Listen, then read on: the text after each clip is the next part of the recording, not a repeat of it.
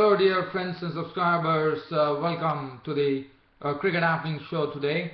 Well, in this Cricket Happening Show, what we are going to see is Australia actually exacting sweet revenge for the first T20 match that they lost here by winning against South Africa by 7 wickets at the MCG cricket ground, the Melbourne cricket ground.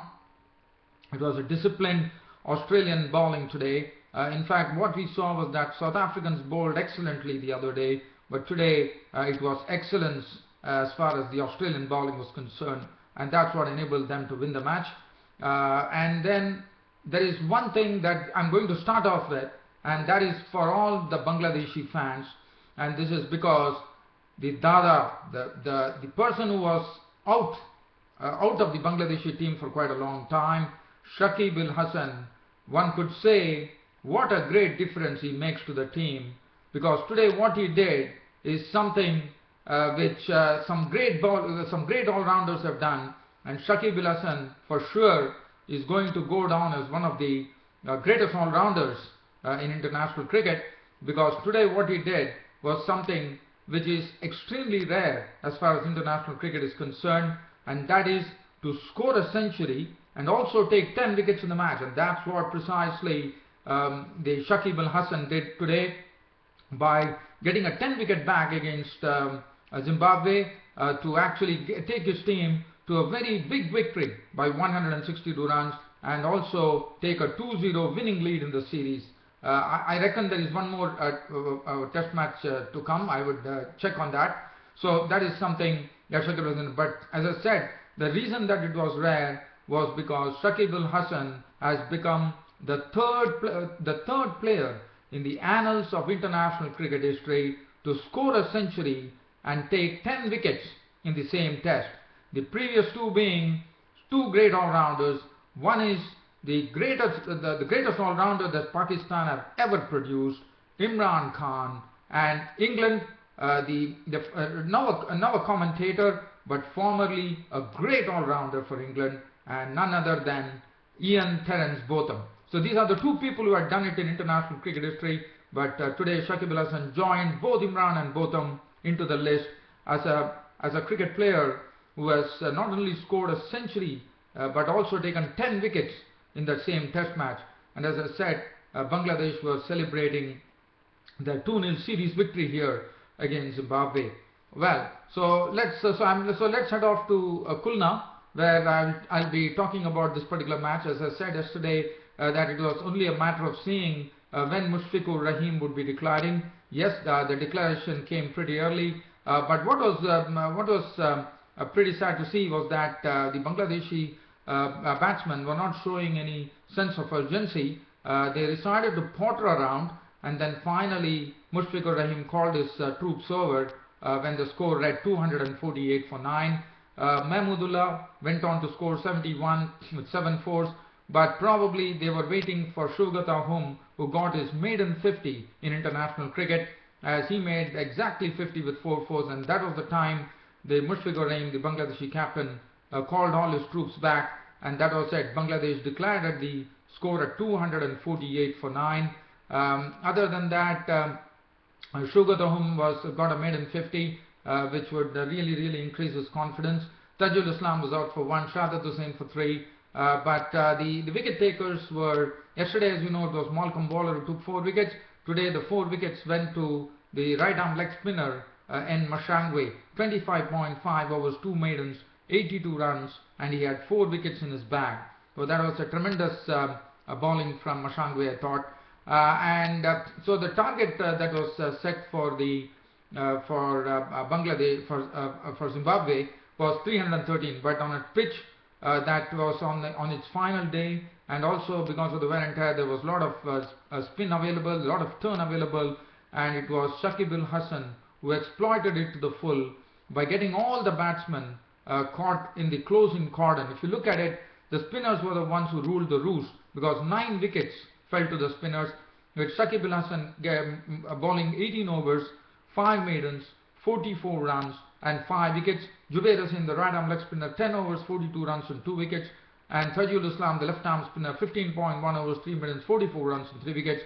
As far as the pace attack was concerned, Rubel Hussain bowling 4 overs 2 minutes none for 8, and Shogat Ahum 4 overs 2 minutes none for 9. And that Zimbabwe were always under pressure as far as this particular target was concerned of 313 to win the match. And well, they finally were all out for 151, as Brian Chari was the first to go, as he actually hit it back into Tajul Islam's hands to be caught and bowled for 4. After that, it was Sikandar Raza who was caught in the close of the bowling of Shakib al Hassan for 9 with 1 boundary. Masakadza was once again, as you know, he was the highest scorer in the first innings, and Hamilton Masakadza carried on in the same vein. He did his best to try to hold the innings like what he did in the first innings, but well, he couldn't get much support. He himself contributed a very good well-made 61 with 5 fours and 1 6. Brendan Taylor was a big blow, as Shakib al Hassan actually picked up his wicket by getting him caught by Shogat Ahum for a duck. Chakabwa, who did well, who got his maiden test ton in the first innings, could not contribute. I mean, he did his he tried his bit, but he could contribute only 27 with 2 fours and 1 6. Craig Irvine made 21 of 22 balls with 1 4 and 2 6s, and Chigumbra made 12 with 2 fours. After that, the lower order totally collapsed with Waller out for 4, Panyangra was not out on 8, Mashangwe was out for 0, Chatara was out for 1, and Zimbabwe were all out for 151, thus giving Bangladesh a victory on a real platter with a 162-run victory. So as I said, it was all about the spinners. The spinners were the one who weaved the web around the Zimbabwe batsmen. The Zimbabwe batsmen, all of them were getting caught in the closing cordon, and they were definitely finding it very difficult to deal with the spinners. And the spinners really held sway, as the Zimbabwe batsmen totally spluttered and dropped their guard against the Bangladeshi bowlers, and they found themselves to be all out for 151, and it was a very big victory for Bangladesh. They are leading the 2-match series, the 3-match series, so Bangladesh have actually won this series 2-0, 1 more test match to come, and player of the match, well, there are no prizes for guessing.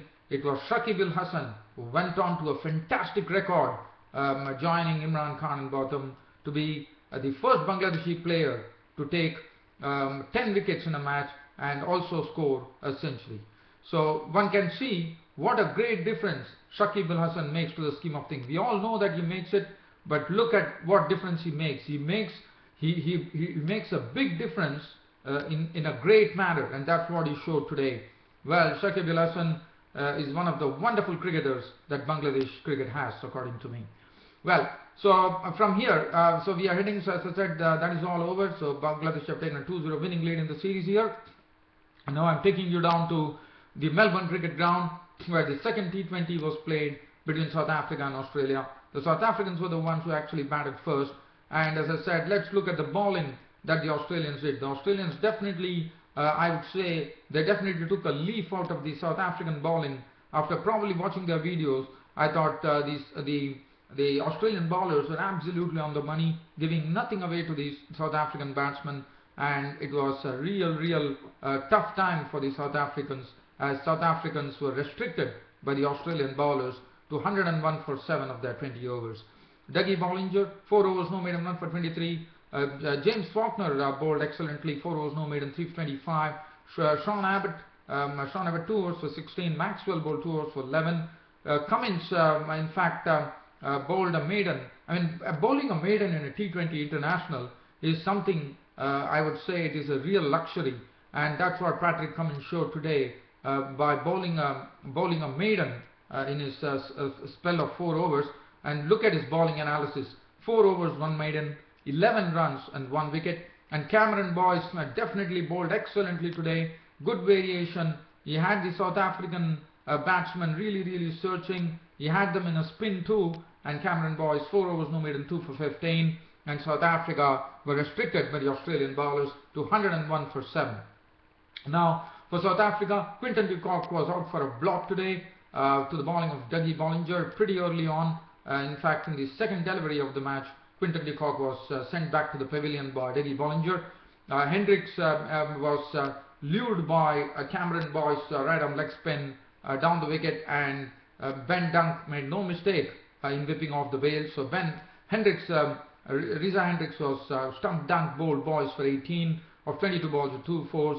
Really Rosu did pretty well in the first T20, was caught and bowled by Faulkner for 12 of 8 balls with 3 fours. In fact, he dealt in boundaries, really Rosu. Dumini, the captain, was the highest scorer, contributing 49 of 51 balls with 3 fours and 1 6. After that, Behardin was stumped by Dunk of the bowling of Boyce for 5. David Miller could contribute only 11 with 1 boundary.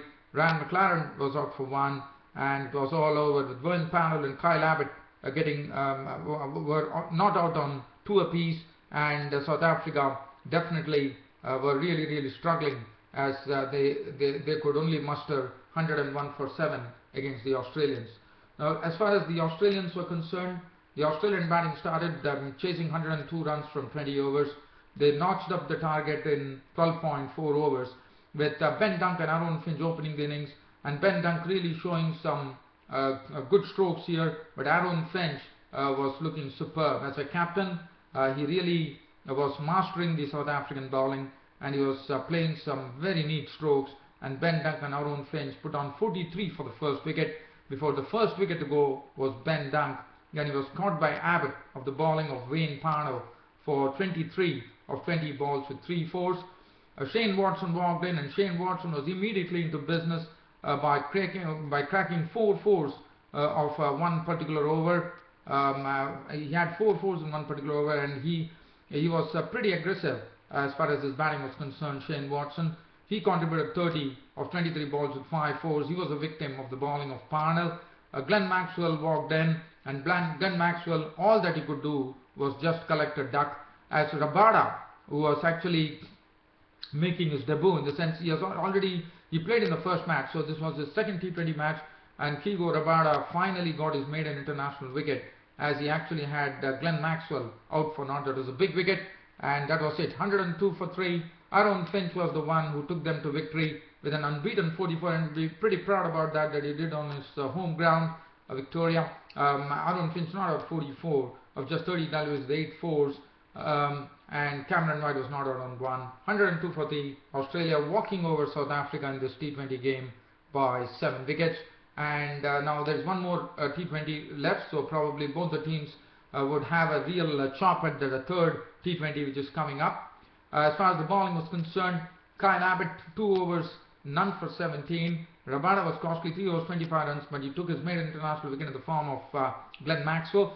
Dumini bowled 1 over for 9 runs. Parnell, I thought he bowled pretty well, 3.4 overs, 1 maiden, 17 runs and 2 wickets. Imran Tahir 2 overs for 18, and Ryan McLaren bowled 1 over for 16, and that 16 runs were all hit by Shane Watson when he spanked him for 4 boundaries in a single over.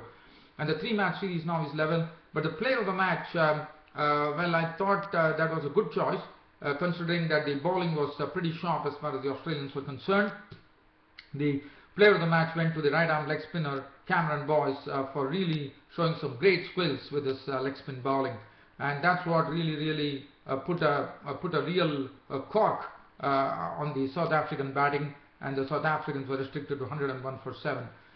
So the third 2020 match is going to be pretty interesting, which is going to be played on a Sunday, as both the teams will get a real chop at that, as whichever team wins the third T20 will be winning the T20 series.